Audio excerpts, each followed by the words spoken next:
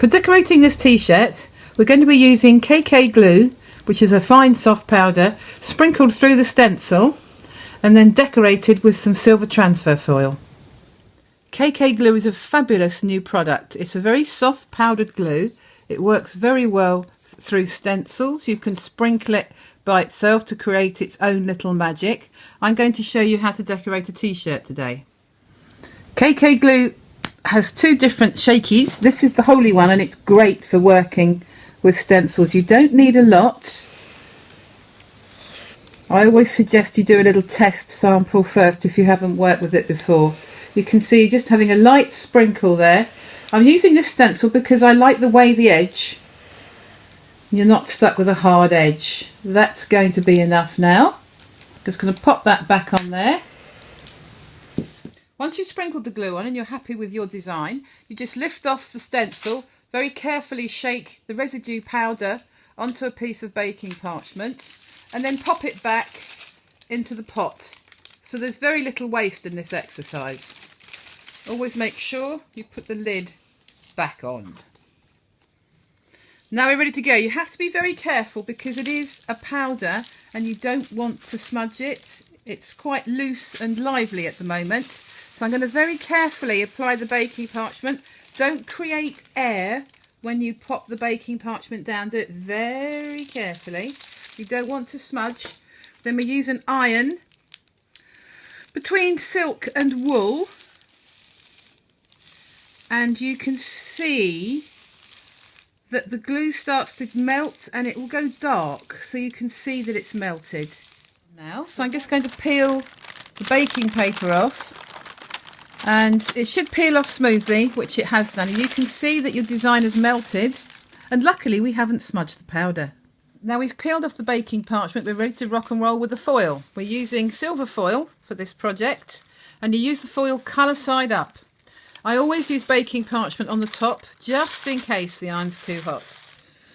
The iron is still on reasonably low because if the iron is too hot, the foil will pucker up because it's on a plastic carrier sheet and it won't release the colour, which is very annoying.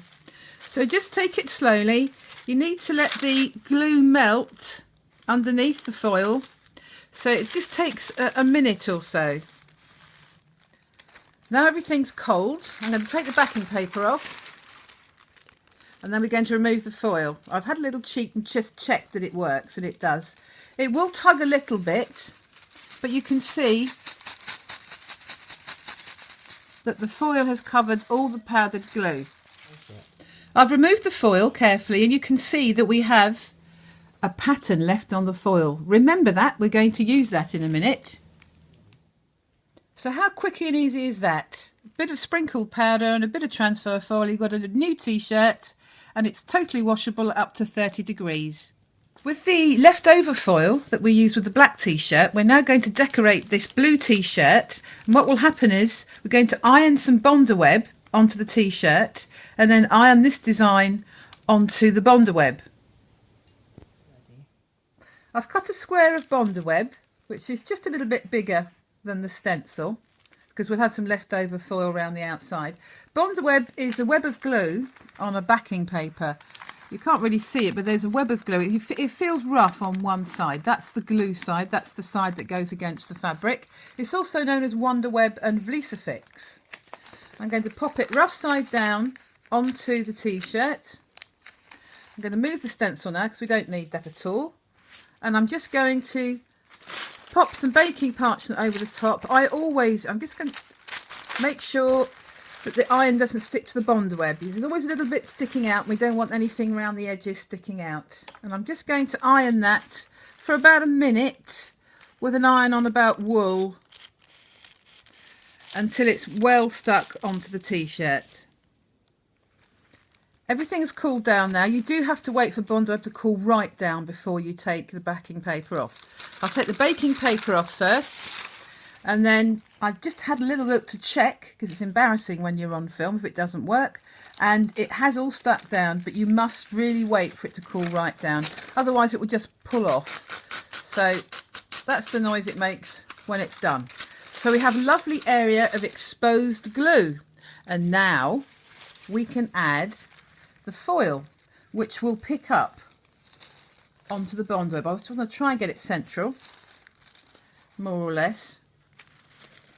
Now, ordinarily, I would say that you shouldn't use foil when there's clear areas exposed, because that can stick to the glue. I'm going to use the baking parchment now to protect the foil, and we're just going to iron lightly, just long enough for the glue to melt underneath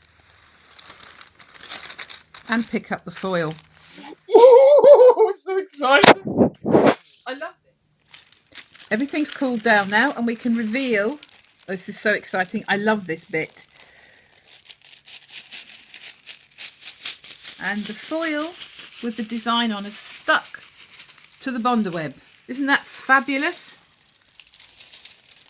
I guess because we've got the bondaweb exposed, all this area here is bondaweb that's exposed. So we're going to cover that with the pink foil. Baking parchment again. And then we're going to just iron that lightly to transfer the pink foil. It's very important indeed to wait for the foil and the glue and the t-shirt to cool right down before you peel off. I've taken the baking paper off, and now we're going to reveal the foil. Look at that. Now, how wonderful is that? From a piece of scrap foil. Isn't that beautiful? This will be washable up to 30 degrees, so it's very, very practical. It also stretches, which is quite good if you're a big girl like me. The basic good thing is you can just go and have fun.